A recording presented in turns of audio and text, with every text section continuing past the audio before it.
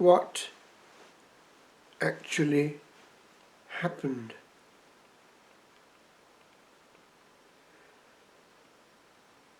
Many hours of research have gone into trying to answer that question.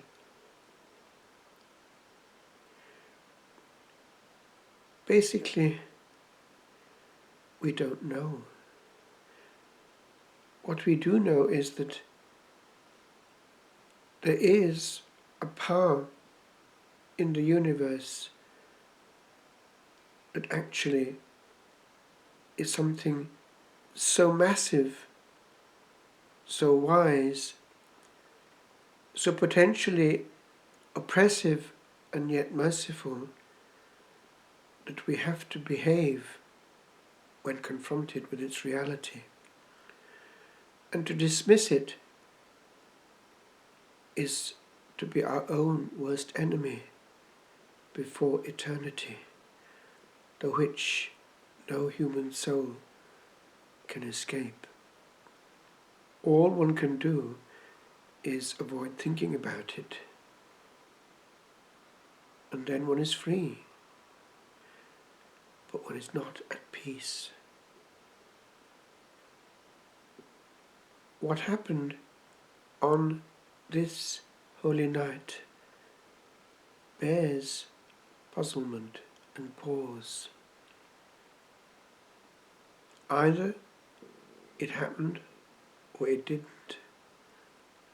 If it did, then we're on the losing side if we go to the grave and don't think about it.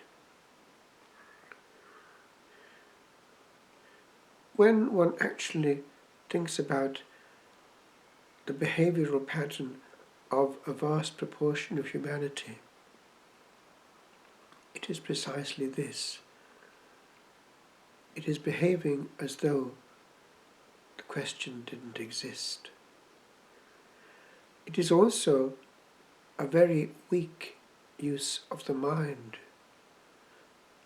an incapacity to be logical. The classic argument boils down to this: there is nothing serious on the other side, and therefore I behave independently. Now, in practice, that boils down to this: I maintain that there is nothing dangerous on the other side. What I maintain is correct, therefore there is nothing on the other side. It's a syllogism. The first is true, I maintain. The second is not. What I maintain is true, and therefore the consequence follows. The syllogism is not logical. It is faulty. This was handled a few centuries ago by the great French thinker Blaise Pascal. He made the argument boil down to this: if it is true that one cannot be certain, there is the incapacity of being certain. But there is a possibility that something serious is on the other side. Those true premises are correct. But his conclusion was as follows: because there is more to lose in the opposite, the only safe way to go through time is to make a gamble. If one loses the gamble, one has not lost anything. But if one gains it, one is safe. So one gambles. one makes the bet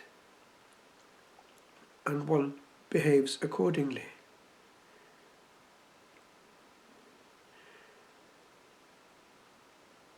Many go through life never thinking about the consequences. That same great French thinker also had this punchline. Toute la misère de l'homme se trouve dans le fait qu'il ne sait pas s'asseoir seul dans une chambre et ne rien faire.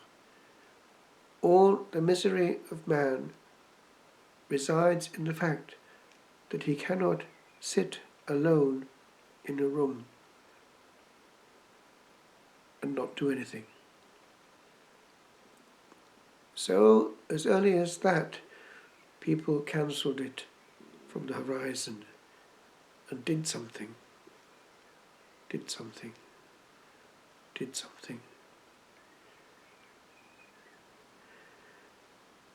It actually happens even in the monastic life. The story is told of this monk in the desert who was quite young and was eventually allowed to live in a grotto and to become a holy hermit. He got to his grotto and saw that there were many things to be done to sort out the grotto. It was time for mental prayer. At that point, he thought of something which he hadn't done, which had to be done immediately. The following day, it was also time for mental prayer. He thought to himself, that tree out there is an awful mess. I must sort it out straight away. The following day, it was time for mental prayer. And it occurred to him that actually he'd forgotten the main thing he meant to do the previous day, so he got round to it immediately. And it was shown to another monk who was passing how each time there was a black demon hovering around his mind and putting in his mind a thought, do something, do something, do something. Each time it was time to do what he was there to do, which actually he never did until death. And so it is that also many inhabitants of this planet Earth can do many things, even spectacular, but not do that one thing which is going to count for all eternity. And so it is that either this happened or it didn't on that holy night. If it did, there is power in the universe which we cannot fathom, power which is able to leave an imprint on our matter and be analysed and not found wanting. There is power also in what has left the face of God on earth. Pope Benedict, towards the end of his pontificate, often spoke of the face of God, il volto di Dio. Here we have the spark of the resurrection. Whereas there is death on the shroud, there is the moment of opening the eyes from the sleep of death in the napkin of Monopolo. Here, the eyes are just opening after the descent to the dead. I have conquered. Years ago,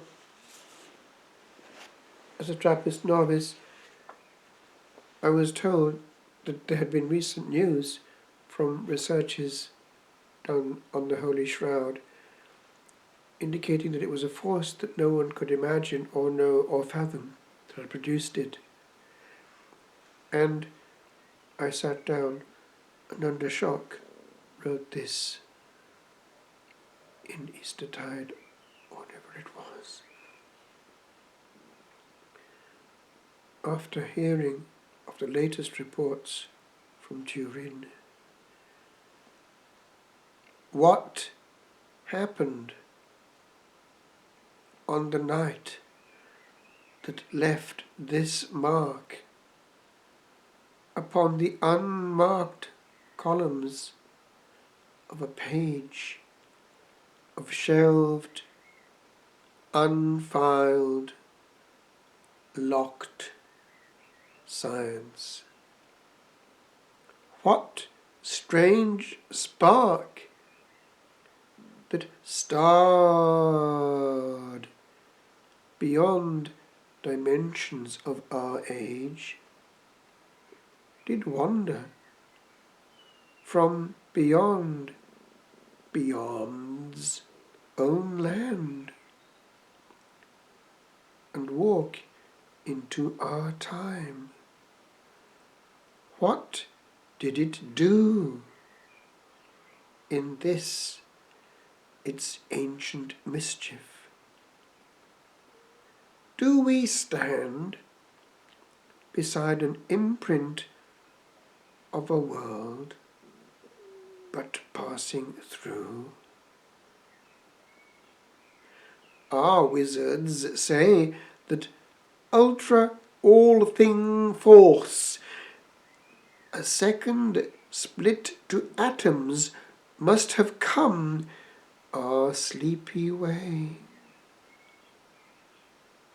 That 'twas the intercourse of atoms in a night that left this numb, and yet unshred, neath tearing of a pain so huge that were it known, 'twould worlds explain.